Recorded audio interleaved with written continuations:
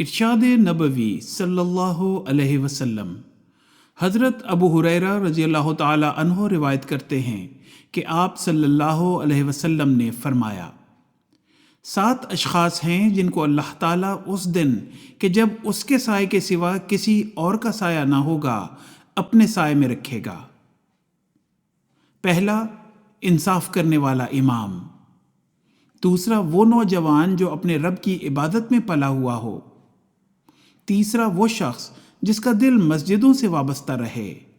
اور چوتھے، وہ 2 شخص جنہوں نے اللہ تعالیٰ کے لیے آپس میں ایک دوسرے سے محبت کی اور پھر وہ اس پر قائم رہے اور اس پر جدا ہوئے۔ اور 5واں، وہ شخص جس کو ایک معزز اور خوبصورت عورت بلائے اور وہ کہے، میں اللہ سے ڈرتا ہوں۔